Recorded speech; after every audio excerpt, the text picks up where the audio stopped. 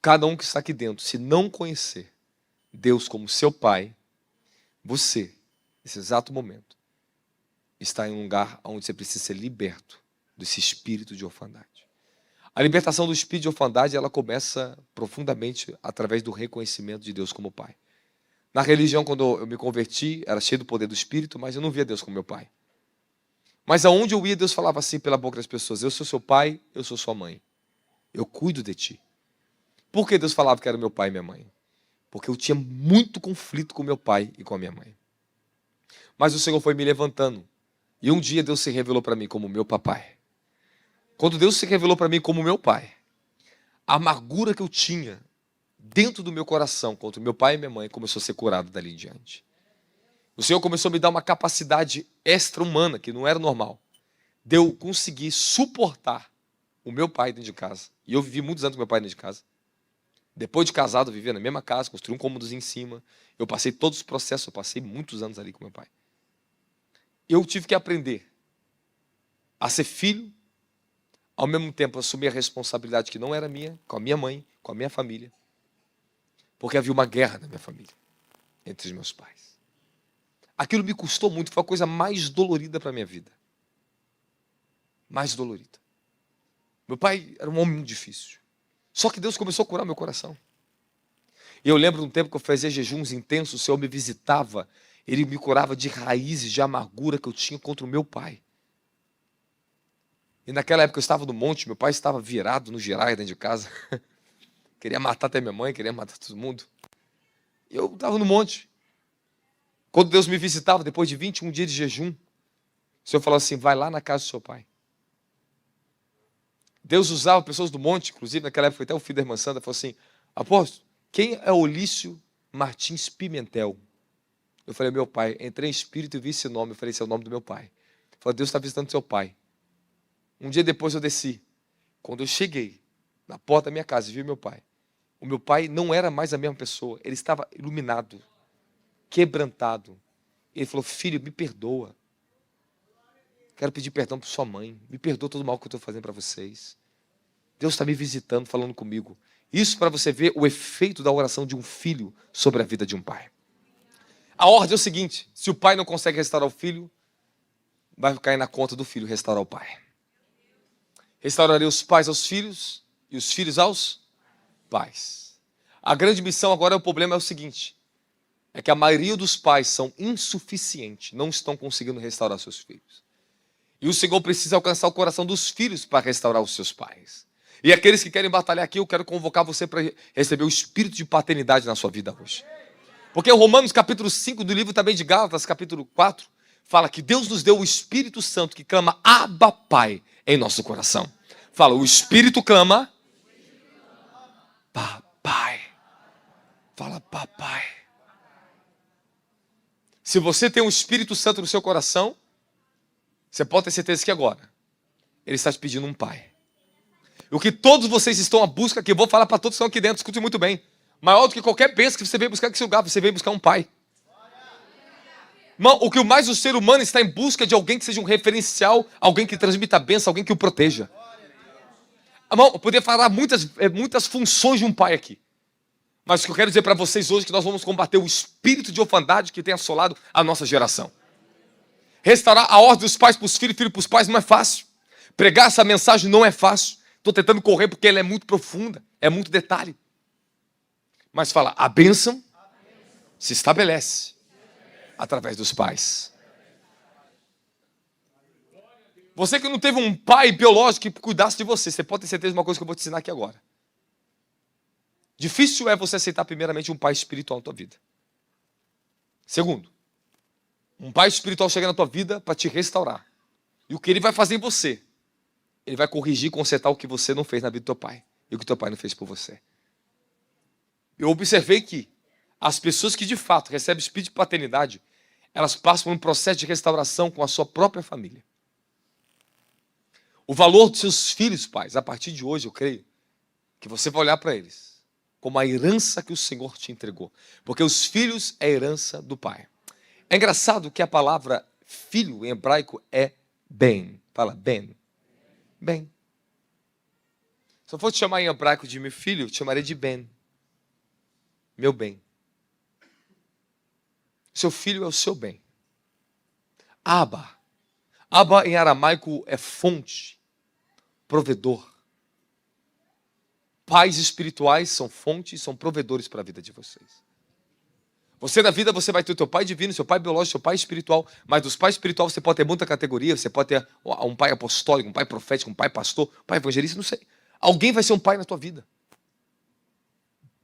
Deus enviará para a tua vida pais para curar a sua vida. Escute o que eu estou te dizendo. Quando chega um pai na sua vida, ele vai trazer restauração na sua vida. Ele vai ser um modelo que você vai se inspirar e vai tirar força para a tua restauração. Quando vocês começam a ver um pai espiritual ter referencial, a tua vida passa a ser transformada.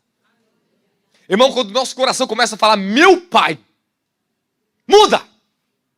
A autoridade daquela pessoa sobre a tua vida muda. O acesso do espírito para espírito se conecta. Eu quero te ensinar algo, vou te ensinar um segredão aqui hoje. Você quer ouvir ou não quer? Quer ouvir ou não quer? Fala, Sem. Quem era Sem? Sem se tornou Melquisedeque. Melquisedeque estava no reino, ele estabeleceu rei, olha só, reino de justiça, rei de Salém. E Salém ficava em Canaã, fala Canaã. E o único que tinha direito de governar sobre os cananitas era a descendência de Sem. Só Sem podia. Então não podia existir um rei, alguém que colocasse eles como escravo, se não fosse Sem.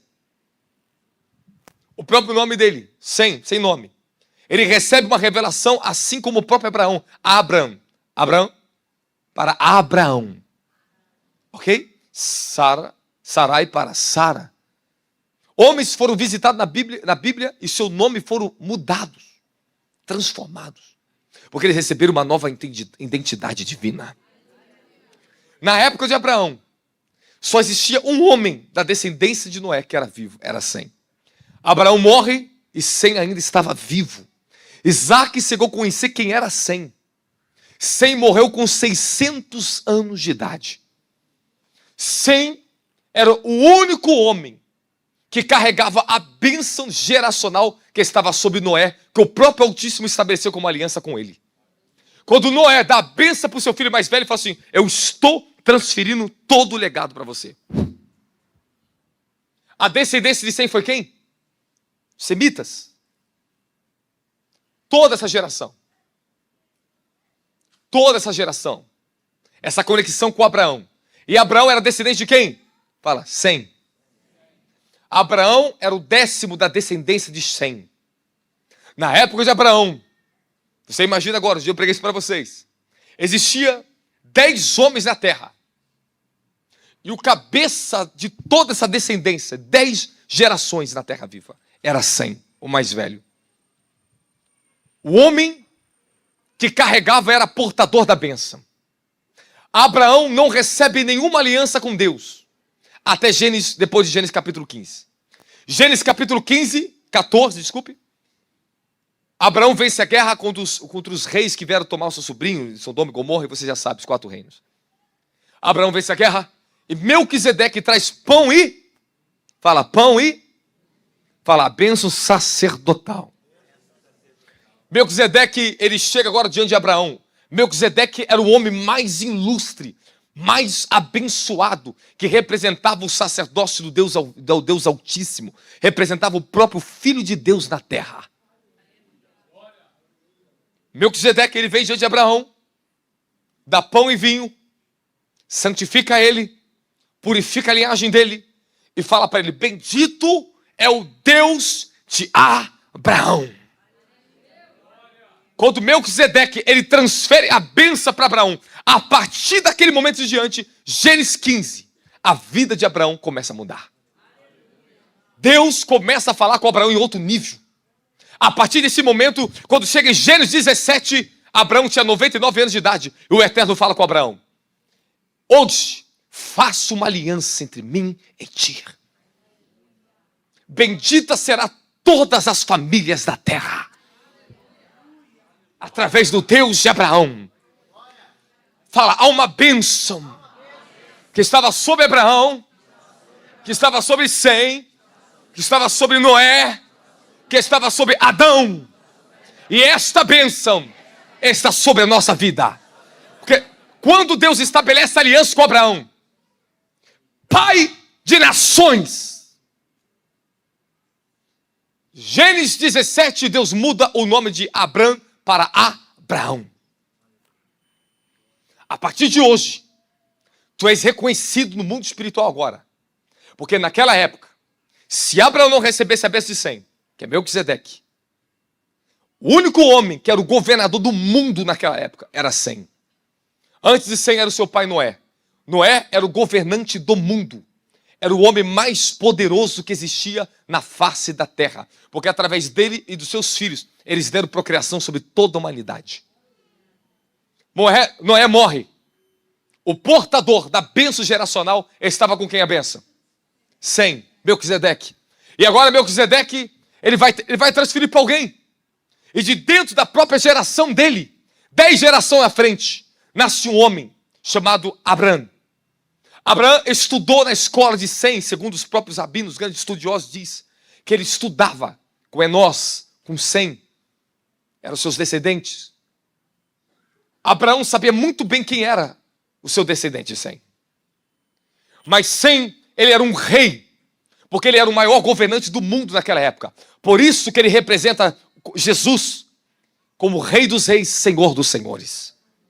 E chega a representação de Cristo na pessoa de Melquisedeque. Melquisedeque era uma pessoa, tá, meu querido? Carne e sangue, não era um anjo.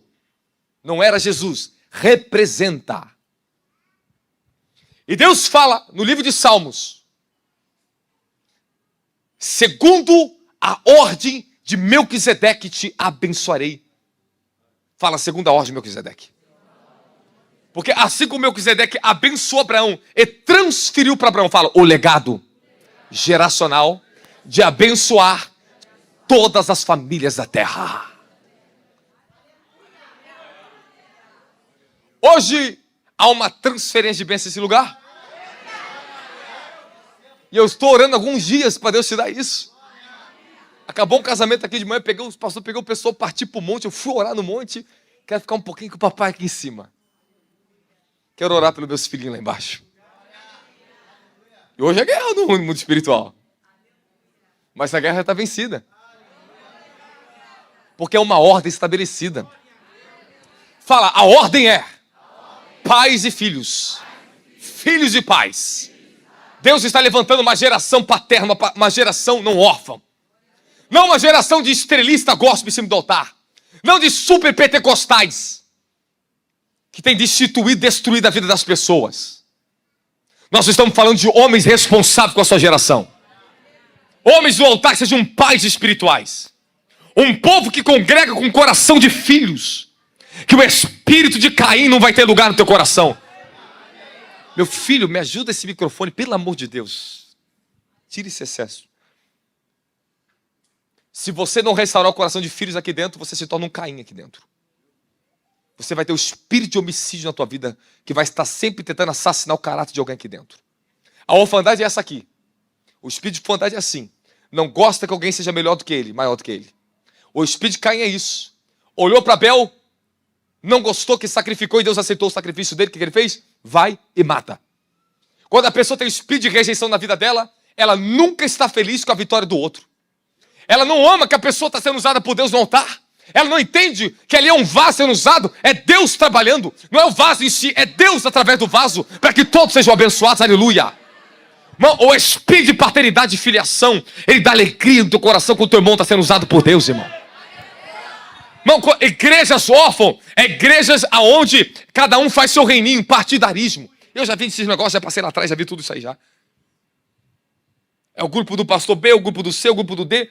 Não sou uma família só. Um povo dividido. Porque as pessoas estão todas divididas dentro da igreja. Orfandade. É um assassinando o outro. Desconfiança. A pessoa vê uma pessoa santa no altar. Será que é santo mesmo? Isso aí é quem você é. E geralmente julgamos os outros com base no caráter de quem nós somos. Então você pode ter certeza que você vê de erro no outro é o que você tem de você. Não é possível uma pessoa bondosa, misericordiosa, ficar procurando erro em outro, meu querido.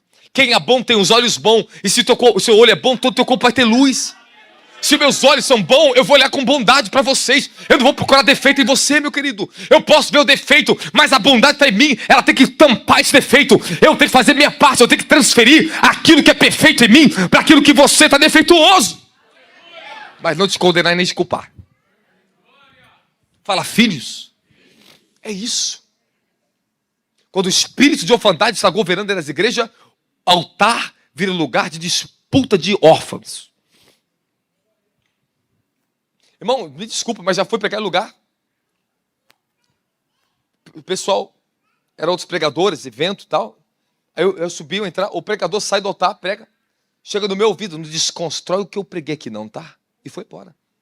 Ainda fugiu para não ter caráter para ficar perto de mim não, para receber uma resposta de volta não. Pastor, eu menino, cara, tinha 24 anos. Eu ouço um barbanjo daquele órfão falar isso no meu ouvido, orfandade, cara. Tá com medo que o menino pregue melhor, mais bonito, pô? Qual o problema? Nós temos que ter, irmãos, pais, homens responsáveis, eles têm prazer em ver outras pessoas sendo levantadas por Deus. Prazer em ver seus filhos espirituais sendo usados. Agora, como é que pode, igreja? O cara é pastor, é ministro, outras pessoas se levantam na igreja usada por Deus, ele quer assassinar o próprio filho. É um espírito de assassinato que está dentro do coração das pessoas, por isso essa orfandade. Nós já passamos essa etapa de ficar brigando por púlpito, brigando por espaço dentro de igreja, meu querido. Se nós não unimos com uma família de Deus, receber um espírito de paternidade sobre nós, temos respeito ao nosso líder como um pai espiritual, porque tudo que eu plantei, tudo que foi dado para vocês, meu querido, você quer o que mais? Isso é ser pai, alguém que se entregou à vida. Nunca precisei perseguir ninguém do meu ministério, defamar ninguém dentro do meu ministério. Sempre as pessoas estão aqui dentro, não arrancam ninguém para fora. É Deus que tira, meu querido. Deus coloca, é Deus que tira. Eu vou falar para você, se você tem coração de filho, entra bem e sai bem. Não sai como um órfão, defecando, cagando dentro da igreja, falando mal das pessoas não, tá? É isso aí, essa praga, essa maldição que está na boca, no coração das pessoas, está fazendo ela ser destituída da bênção. É pessoas que não têm o coração de bondade, de filhos. Que a orfandade é tão grande, que ela não se aceita amada dentro do ministério. Ou ela quer ser o centro das atenções. Esse é o espírito de orfandade. Ou a pessoa não se aceita ser amada, ou a pessoa é o centro das atenções. Tudo isso é orfandade. Fala, um filho. Fala, o princípio de um coração de filho. Se aceita como é. Porque é valorizado por um pai. Se você não foi valorizado pelo seu pai e pela sua mãe, dentro do seu coração agora, você está buscando afeições enganosas em você. Você está buscando a aceitação aqui dentro. Você tem que buscar aceitação aqui dentro. Você já é aceito. Eu estou te falando, buscar aceitação como? Você quer uma comprovação. Você quer que alguém te beije, que fala, que te tire da melancolia. Meu filho, isso é orfandade. E você tem que entender. Eu não posso carregar coração órfão. Eu tenho que ser aceito como Deus me aceitou. Meu querido, eu tive que passar pelo processo sozinho também. Na minha vida de oração. Chegava em lugares, eu não era aceito pelas pessoas. Mas e daí? Eu era aceito pelo meu pai, eu me estava bem. A revelação, quando eu me conheci como filho de Deus, meu querido. A opinião de ninguém me fazia não, meu querido. Mas a opinião do meu pai, esse é meu filho amado, ponto final. E o pai falou para o filho, este é meu filho amado. Tudo que Jesus ouvia do pai, este é meu filho amado. Nele tenho prazer, ouça ele. Essa é a voz que o Eterno falava com Jesus. Tu és o meu filho, tu és amado. Não tem coisa que nós mais valorizamos do reino, irmão, quando você tem coração de filho, do que o amor do pai. Quando você encontra a paternidade, você encontra verdadeiramente o amor de Deus na sua vida. Fala, se eu encontro a paternidade, eu encontro o amor de Deus na minha vida.